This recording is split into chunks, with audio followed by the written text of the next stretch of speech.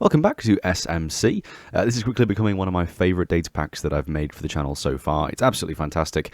Obviously today we have some new changes for the mobs, but first of all, before we go into those changes, I just wanted to say, for version 1.1 I have done a really good file cleanup, so all of the files within the data pack are now a lot more clean and a lot more easy to understand, and I've also added optional settings for every single thing in the data pack as well. So if we could go scoreboards, objective, set display, sidebar, scowl, settings, then you can see right here all the different settings that we have for SMC and also SBS and also SFV. So many bad acronyms.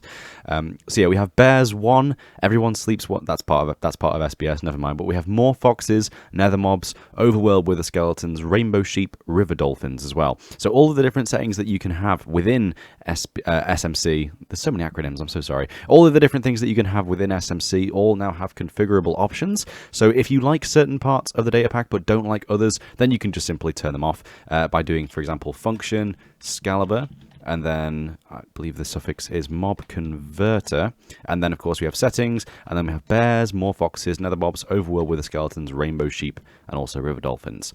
Say for example, if I wanted to turn rainbow sheep off, I would just simply do that one. And as you can see on the scoreboard on the right of the screen, we now have rainbow sheep 0, or I can just do the same thing again, and it will do rainbow sheep 1, and you'll get a little title come onto the screen confirming what's happened, and also a little sound to confirm whether or not the effect is on or off. Now, yeah, it's also worth noting that, of course, the pack has been changed to Scalibur's Mob Converter. Originally in version 1.0, it was called Scalibur's Mob Changer, and I wasn't 100% happy with that. I think I actually mentioned in the first showcase that I thought the name was a bit bad. So I thought about how I could change it, and I realized that Converter is a much better word. And it also uses the exact same acronym, so there's no confusion, hopefully. So yeah, welcome back to Scalibur's Mob Converter, not Scalibur's Mob Changer. From version 1.1 onwards, it's going to be called Converter, not Changer, because it sounds better. Okay, without further ado, let's get straight into it. Okay, so I've just spawned in a new biome, or a new world, I should say, which is entirely taiga forest, as you can see here. This is to demonstrate the first of today's changes, which is bears. Now, as you guys know, polar bears do spawn throughout Minecraft in the kind of snowy biomes. You'll be able to find polar bears with baby cubs very rarely. But now you can also find bears in taiga forests. Now, the way this works is it uses the fox spawning mechanic, which means that foxes can only spawn in taiga and snowy taiga to occasionally spawn bears. Now, if you have SDR, which is Scalibur's data pack resources installed, then you'll be able to see them as regular bears as opposed to polar bears. So it's also worth mentioning that obviously with this version of SMC, I have actually separated all of the resources into a single standalone resource pack, which you can install alongside the data pack. Previously, you would have to use something along the lines of SCUR, and that would obviously change the way that certain things look in game, such as the polar bear skins when they're in a taiga biome to look like a regular bear. So yeah, we've got some little wolves down there as well. How cool. So yeah, so instead of me flying around here and trying to find a bear, I think I'm just going to take the easy option. So I'm going to do execute at the location of an entity type equals bear. No, see, I've started doing that now. It's a problem. But I have to remember that they actually are called polar bear. And then run TP Scalibur to the location of the bear. And there we go, there's our first bear. There we go. So they do spawn, and they look very cool. They will actually hunt down foxes, which is kind of odd. But yeah, these guys are very, very cool. So as you can see, I've kind of designed 2 bear skins for the regular biomes. And again, this isn't just for snowy biomes, this is every biome but the snowy biomes, so that if you bring your bear back to like a plains biome, you like capture this guy and want to keep him for yourself. So they have weird mechanics with foxes. I can't do anything about that, unfortunately. But yeah, I have actually designed 2 skins for the bear. We have this dark brown bear, which is supposed to be like sort of mimicking like a black bear, and there's a 1/4 chance that that can spawn. Or we have like a mid-brown bear, which is the more common one we can find. Now, I know this is going to seem really bad, but I'm going to kill him. So kill at enter kill. There we go. We don't have SGT installed. Okay, that's fine. If we do the same command again, here we go. There's another bear. So this is the more brown bear that will spawn in. And if you guys are wondering how I'm doing this, by the way, all I'm doing is I'm doing the execute command at the location of polar bear, and then running TP myself to the location of the polar bear. So here you go. As you can see, where some foxes spawned, a bear was spawned in with them. It is really unfortunate that foxes get hunted down by the bears immediately. But it's also kind of good for me because it means that when the bear spawns in, he'll remove the thing that spawned him and then just stick around himself. Now, there is actually quite a high chance that when bears spawn, they will spawn with a cub as well. And that, of course, means that if you try and get too close to them, they will start becoming really hostile towards the player. I tried to add a tag to them, which meant that they would be angry to the player permanently, because obviously brown bears are a lot more hostile than polar bears in real life. But unfortunately, there doesn't really appear to be a tag for that. So there's not really much we can do, which is it's a real shame, but you know that's just the case, unfortunately. So anyway, so the conclusion for this module is that if you have the setting for bears on, then you will occasionally be able to find bears in taiga biomes. So I've just loaded into a fresh new plains world. This is just a buffet world where every single biome is plains. And if I do /reload, we're going to load up Excalibur's mob converter version 1.1. And what this is going to do is it's going to count the spawn of every single cow that spawns throughout the world. Now, I've done this obviously in a plains biome, but it's actually targeting cows. So there's actually no reason why we need to be in a plains biome. Any biome that spawns cows will now occasionally spawn foxes. And this is to make foxes more of like a global entity as opposed to just a taiga specific entity. Now, I know that when foxes were originally added, they were sort of like a feature of the taiga, and they were sort of supposed to be like a rare thing that you would very rarely be able to find. But I also feel like they should be in every biome, because you see foxes in fields and even in like towns and cities and everything. So I think it's really kind of like a cool idea to be able to find foxes just about everywhere. So if we spawn in enough of the world, we will eventually find one. They are very rare. They're actually more rare than bears currently, and that's just to make it so that foxes are still kind of like, associated with the taiga biome as opposed to just being associated with everything. But yeah, if we fly around for long enough here, you will see that they actually will spawn with cows. The reason why I pick cows is just a completely random choice. I don't know. It was just the first thing that came to mind, really. I could have them spawn with horses and have them be more common because horses are more rare. I could have them spawn with pigs or sheep. I just chose cow because it was the first one that I saw and, it just seemed like an easy choice. So if we fly around for long enough here, we're going to generate a bit of terrain and eventually we'll be able to find ourselves a fox. I'm going to see if we've generated one already.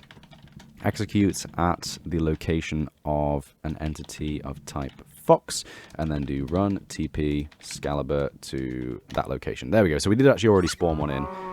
He's over there now. And they will actually kill chickens automatically. Yeah, so obviously the choices were like cow, pig, sheep. If I would have had them spawn with chickens, they would just automatically kill all the chickens, which is fine because obviously, similar to how the bears hunt the foxes will hunt the chickens, and that's fine. I love the jump, man. The jump is so cool.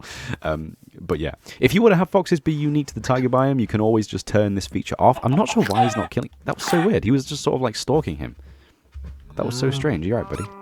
I love them. They're so cute. They're so adorable. The most fucking adorable thing added to this game in a long time. But yeah, so basically, if you want to have this feature turned off and have it so that foxes are still unique to a taiga biome, then you can very simply just turn the setting off by doing function Excalibur mob converter and then just going to more foxes. If I was to turn this off right now, it would mean that any cows that spawn in are no longer counted by the data pack and you won't get any foxes spawning in various other biomes like you usually would. Now obviously because bears spawn as why is he like particle affecting? What's going on here? Why is he what? Why does he have particle effects? Oh my god, did he eat the chicken and get poisoned?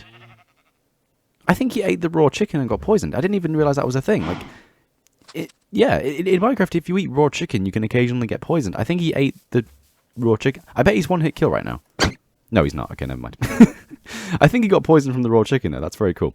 But yeah, anyway. So basically, what you're probably thinking at this point, then, is obviously bears spawn as a result of foxes. So does that mean that we're going to very rarely see bears in any biome that cows would spawn in? Well, no.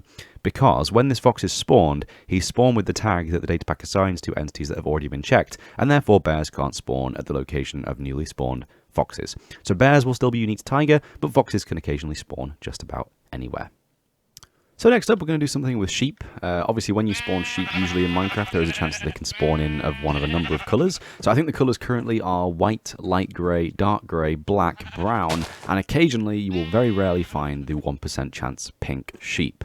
Now, I've kind of always thought in the past that it would be really cool if you could find all the other coloured of sheep in the past. Actually, when I was part of Tyrus Woo's community and he was asking for suggestions for his mob transformer, I actually recommended a change that meant that you could very rarely find all the different vibrant colours of sheep in the game. I'm not sure whether or not he ever actually added that to his mob transformer, but still I'm going to kind of just do it here. So yeah, so occasionally when the SMC sheep scoreboard counts up to a very high amount, you will actually get a very vibrantly coloured sheep. Now it's difficult for me to show you this, so I'm going to just simply set the scoreboard to the correct value. If we were to go to 199 and spawn in a sheep, wait, did I do that right? No, I didn't do that right, did I? 198 is it? There we go, so yeah. If we go to 198, you can see that the next sheep that spawns will be given the orange data tag, so you can very, very rarely find an orange sheep. It's worth noting that every single one of the colours that you'll see here is a 1 in 1600 chance. So the SMC sheep will count up to 1,600 and then reset. So it's pretty rare that you're going to find any of these types of sheep. If I was to set it to 298 and then spawn a sheep, we'll get a pink sheep, as you can see there. 398 and we'll get a light blue sheep. And every single colour that you can usually find has been implemented. I've removed changing them to white, light grey, grey, black, dark grey, brown, pink. Basically, I've removed the default colours. You can't find the default colours through this data pack, but the data pack will change them to the more vibrant colours, such as the 3 that you can see here. For example, the way it works is every time the data pack hits a value of X 199, so 199, 299, 399, it will attempt to spawn different coloured sheep instead. So if I was to do 498, you can see there we have the yellow sheep. You can actually see his colour flicker for a moment there, because I must have spawned him on like an awkward tick or something. But yeah, there are a few values that are missing. For example, if I was to do something like 698 and spawn a sheep, he's just going to be black. And that was actually a random chance. Like, he could have been white, black, grey, anything, because certain values have been removed if the sheep can already spawn in the game anyway. But yeah, one of my personal favourites, though, if I was to do 1398, we can actually get the green sheep, and he blends in so well. It's like a camouflage sheep. It's so cool. So yeah, you can now find every single vibrant colour of every sheep in your game at a very, very rare chance. This isn't like a collectible mob because you can just dye them yourself, but I just think it's cool that you can occasionally, very rarely, be wandering around in the overworld and find a very, very vibrantly coloured sheep. I think it's very cool. And that's it for Scalabor's Mob Converter, guys. Thank you very much for watching version 1.1. We do actually also have some other changes that I wanted to quickly go over as well, if I just get my document up here. So I've got written on the changelog that we have removed a number of things in this version, unfortunately. So first of all, giant slimes and magma cubes were a thing in version 1.0, in that occasionally when a slime or a magma cube spawned, it could actually spawn in as a huge. So it would be given the data tag of size 7, which would mean that it could split 4 times as opposed to the original 3 times. So you would occasionally, very rarely, find a massive slime. Unfortunately, that wasn't compatible with a lot of features. For example, I personally use Bling Edit a lot, and Bling Edit uses slime entities to create these markers so that you can fill up areas and do something along the lines of like fill the area with, for example, quartz block. There we go. Now just fill that entire area with quartz block. This was actually broken as a result of SMC, because occasionally when this slime, which, you know, this is a slime in front of me right here, you can see a slime there. Occasionally when the slime was spawned in, it would be one of the massive slimes. So when these slimes are spawned in currently by this data pack, they actually have a specific size value that means that they're the exact same size as a block. As you can see, it's not really a good example, is it? Hang on. As you can see there, the slime is the exact same size as a block. So what that was doing was it was actually making it not work properly. Basically, whenever you would try and use Bling Edit, it would basically spawn in a huge slime, pretty commonly actually, and your bounding box would look really, really strange. And of course, because of the different location tags of each of the slimes, it would actually not work properly. So basically, SMC broke Bling Edit in a previous version, which is a real shame. So I've simply removed those guys for now. I do still want to have giant slimes and giant magma cubes at some point in the future. I just need to figure out a better way of doing it. So they will return probably in version 1.2, maybe in version 1.3, but for now you will no longer be able to find any giant slimes or magma cubes in your world, unfortunately. So sorry about that one as well. Also, it's worth noting that we no longer have illusioners spawning in raids. In version 1.0 of SMC, I showcased the fact that illusioners could now spawn in raids.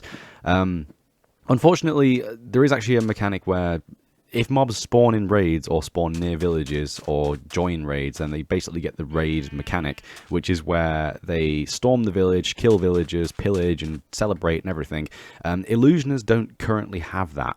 So when illusioners spawn in raids right now through SMC version 1.0, they would just stand there. They would spawn at the edge of the village and they would just stand there vacant-minded, and they wouldn't even count towards the raid cap, unfortunately. Now, I think there is a way to make them count towards the raid cap by assigning them to that raid, but even still, if they're in the raid, they won't try and attack the village. So basically that feature is kind of a bust right now. Now, I do want to have illusioners in the game. I have a plan to add them in an upcoming update to SGT, in SGT version 1.3 actually. And yeah, so we will see illusioners in mansions in the future, but they're no longer going to spawn in raids for now. Now, the good news is, if you watched Minecon Live recently, you will have seen that they actually are planning on adding illusioners to raids in the future anyway. We don't know if it's going to be version 116 or 117 or who knows what future updates, but basically illusioners are going to be part of raids in the future in vanilla Minecraft anyway, so I'm just removing my kind of like funky non-working methodology for the time being. So yeah, so no more illusioners in raids, but I am planning on adding them to mansions with SGT in the very near future. So anyway, thanks for watching, guys. I hope you enjoyed SMC version 1.1. I'm actually much more happy with this update than the previous one. The previous one laid out all the correct groundwork for the basis of the data pack, so it was all working perfectly, but the actual features themselves were a little bit strange. So yeah, so again, if you want to turn off any of the settings in the data pack now, whether it be sheep or nether mobs or overworld wither skeletons, you can turn them all off individually, and all the settings do work. I have tested them all myself, so it should all be absolutely fine. So yeah, download in the description. As always, you can head over to my website and download SMC. And again, today will actually mark the first release of the resource pack for data packs. So if you go onto the website and you see that there is a secondary thing underneath SMC, it's actually just the resources that you need to have, for example, like the bear skin over here. So if you have the data pack installed, it's actually worth having this resource pack, SDR 1.14.1. You can see SCUR add-on data packs. If you have that installed, it will mean that you get all these things like the different bears that spawn in different biomes and everything. And that is hugely Optifine reliant as well. So I'm going to make a separate video showcasing SDR at some point in the future, and obviously everything that it includes and how it works. But for now, if you want to have your mobs look different, you no longer need to have SCUR installed. You just need to have the standalone resource pack installed that will come with SMC by default. So yeah, thanks for watching, guys. I hope you enjoyed this video, and I will see you in the near future for some very cool resource pack and data pack updates. Cheers for watching. Take care. Bye-bye.